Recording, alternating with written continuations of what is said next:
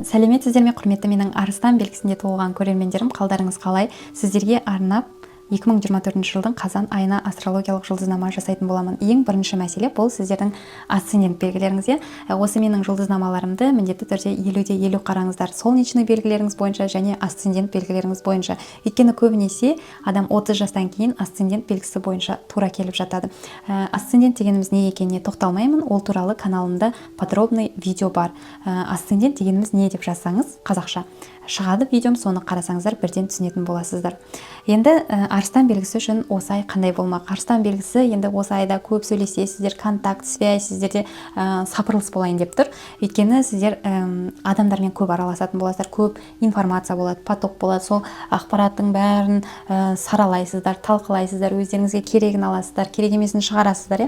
Айдың басы жалпы бізде күннің тұтылуынан басталады. Айдың тұтылуы болсын, күннің тұтылуы болсын, өте маңызды деп айттым. Алдыңғы айда 18 қыркүйек күні бізде айдың тұтылуы болып, 2 апталық коридорға кірген болатынбыз. Осы 2 апталық коридордан енді 2 қазан күні шығатын боламыз. Осы 2 апталық коридорды күннің тұтылуы аяқтайтын болады. Енді бұл сіздердің контакт, связь, көшу, бір жерге бару, барып келіп жұмыс істеу, командировка, жаңағыдай жүргізуші билетін алу, немесе өзіңіздің туысқандарыңызбен кездесу, көп ренжісіп сөйлеспей кеткен туысқандарыңызбен қайта қарым-қатынастарыңызды жаңғырту деген сияқты мәселелер болуы мүмкін. Оқу мәселесі, яғни интеллектуалды түрде сіздер көп дамитын боласыздар. Оқу мәселесі, қандай да бір ақпаратты қабылдау мәселесі сіздерде остыра тұратын болады.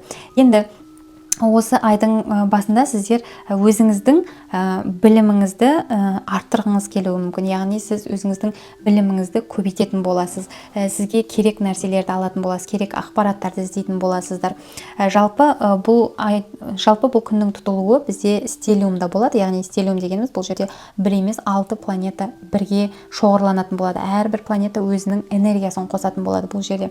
Енді бұл жерде сіздің қорқыныштарыңыз бар. Мүмкін сіз осы күнге дейін тоқтатып келген, жоқ мен істей алмаймын, жоқ мен оны түсінбеймін деп оқымай келген нәрселеріңіз болса, қорқып келген нәрселеріңіз болса, сондай нәрселерді бастайтын боласыздар, яғни оқитын боласыздар. Сол мәселе жөнінде ақпарат іздей бастайсыздар.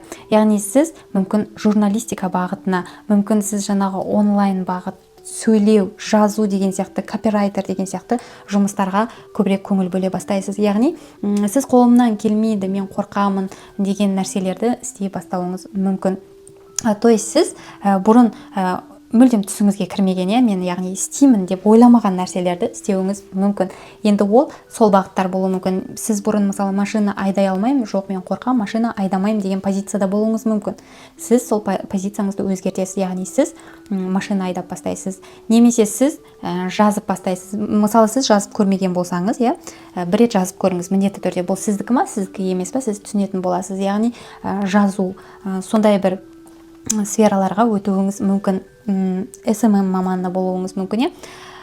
Немесе сіз жаңағы басқа қалаға жұмысқа баруыңыз мүмкін. Яғни сізге басқа қаладан жұмыс ұсынса, сіз оны мүмкін емес деп ойлауыңыз мүмкін. Осы күннің тұтылуында мүмкін ба, мүмкін емес па деп сіз ойланасыз екі жақты. Яғни оның мүмкін болуы да әбден мүмкін. Сондықтан сондай бір мәселелер болуы мүмкін. Жалпы айдың күннің тұтылуы біздің өмірімізге өте бір глобальный өзгерістер алып келеді. Сондықтан осы мәселеде ойланыңыздар. Және алдыңғы айдың тұтылуы бізде балықтар белгісінде болды ғой, сіздердің 8-ші секторларыңызда. Енді ол жерде қараңыздар, сіздердің қаржы мәселелеріңіз түртілген болатын. Яғни сіздің партнерларыңыздың қаржысы, яғни сіздің қаржыңыз емес, сіздің басқа адамдар арқылы келетін қаржыларыңыз.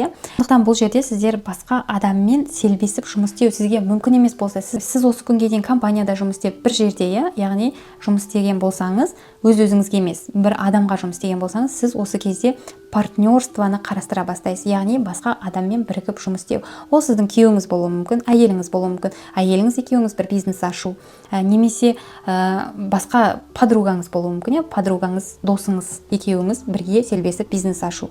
неге ашпасқа, иә, сіздер сол мәселесін ойлана бастайсыздар. Өйткені бұл жерде таразы белгісі де бар, 8-ші секторда бар, сондықтан сіздерде партнерство жағын ойластырасыздар. Мүмкін сіз қорқуыңыз мүмкін партнерство жасауға, немесе біреумен бірге жұмыс істеуге, бірақ осы затмения сіздің сондай бір қасиеттеріңізді ашатын болады, сол жақтарды ойланатын боласыздар көбірек. Енді екінші мәселе бұл сіздерде қандай да бір документтерге қол қою болуы мүмкін. 3-ші сектор бойынша мүмкін сіз ипотекаға үй алдыңыз. Сол үй, жер, купля-продажа мәселесі болуы мүмкін. Өзіңіз ұзақ уақыт армандаған, ұзақ уақыт жүріп келген жолыңыз аяқталады. Яғни ұзақ уақыт сіз жаңағы үйге ақша жинаған болсаңыз, үйге ақша құйған болсаңыз, немесе сізде ұзақ уақыт ремонт жүрген болса, сондай мәселелерде бір өзгерістер болуы мүмкін. Енді көбінесе бұл аспект кезінде үй алу мәселесі болуы мүмкін, үй алу мәселесі. Ипотекаға алуыңыз мүмкін, немесе жаңағыдай өзіңіздің қаражатыңызға алуыңыз әбден мүмкін. Одан кейін келесі бізде 6-сынан бастап Марс планетасының жүрісі ақырындайтын болады. Яғни баяулайды, ол өйткені петляға кіретін болады, алдағы уақытта ол ретро қозғалысқа кіреді. Енді бұл жерде сіздердің көп энергияңыз іс жағыңызға бағытталуы мүмкін. Өз-өзіңізге деген өкпе, реніш, өзіңізді жегідей жеу деген мәселелер болуы мүмкін. Яғни кейбір ситуацияларда өзіңіздің кінәңізді сезіну, өзіңізді кінәлі сезіну, мейлі сіз кінәлі болмасаңыз да, бірақ өзіңізді кінәлі сезіну деген сияқты сезім болуы мүмкін. Эмоционально өзіңізді жегідей жеу. Енді бұның барлығы уақытша. Одан кейін айдың 2-ші жартысында сіздерге жұмбақ болған, құпия болған нәрселер ашыла бастайды. Енді бұл сіздің тұратын жеріңізге байланысты. Жаңа айттым ғой, сіз ұзақ уақыт армандаған жаңағыдай бір үйіңізді алуыңыз мүмкін деп, бірақ сол үйіңіз бір қандай да бір фокустарымен болуы мүмкін. Яғни канализациясы дұрыс емес, немесе суы дұрыс емес деген сияқты қандай да бір мелкий бір проблемалары шығуы мүмкін. Сізге неприятный бір проблемалары шығуы мүмкін. Сондықтан жаңа сондай үй алатын болып жатсаңыз, сондай недвижимость алатын болып жатсаңыз, өте тщательно тексеріп алған дұрыс. Одан кейін 27-ші қазан күні бізде ай толатын болады. Енді айдың толуы бізде плюс-минус 3 күнге әсер етеді, 3 күнге дейін. Ай толған кезде өте эмоциональный период, адам қатты эмоционировать етеді. Кейбір адамдарда апатия болады, көңіл күйі болмайды. Кейбір адамдар ұрысқа шақырады, өзі ұрысқысы келіп тұруы мүмкін. Бұл енді айдың кульминациясы. Өйткені ай өзінің фазасының ең соңғы дәрежесіне жетеді. Сондықтан адамда қатты эмоциональный болады. Енді бізге ол өте қатты әсер етеді. Енді бұл айдың толуы кезінде сіздерде қандай да бір эмоциональный, импульсивный қозғалыстар болуы мүмкін. Сіз ойда жоқта шетелге кетіп қалуыңыз мүмкін, демалып келуіңіз мүмкін, сіз өзіңіздің шаршағаныңызды сезініп басқа жаққа кетіп қалуыңыз мүмкін, немесе сіз ойда жоқта өзіңіз жаңағы университетке түсем деп шешуіңіз мүмкін. Сондай бір шешімдер болуы мүмкін. Немесе кейбір адамдар осы кезде дінге келуі мүмкін. Әр адам әртүрлі. Бір адамдар духовный практикалар жасауы мүмкін. Жалпы сіздердің осы кезде шешкен шешімдеріңіз өте импульсивный болады. Бұл жерде енді кішкене ат жақты ойлау керек, соңын ойлау керек. Осы тез қабылдауға тырыспаңыздар, шешімдерді асықпай қабылдауға тырысыңыздар, былайша айтқанда. Бұл айдың толуы бізде напряженный аспекттарда болады. Бұл жерде большой квадрат деген аспект болады. Сондықтан адам бұл жерде өте қатты импульсивный болады, өте резкий боласыз, бетің жүзің демейсіз, бірден айтып тастайтын боласыз. Артынан өзіңіз кішкене өкініп қалуыңыз мүмкін. Сондықтан бұл жерде өте деликатный болу керек, былайша айтқанда. Жалпы сіздерге арналған қазан айына астрологиялық жұлдызнамам осындай. Видеом ұнаған болса лайк басып, тіркеліп, қолдауларыңызды білдіріп кетуді ұмытпаңыздар. Келесі кездескенше сау болыңыздар.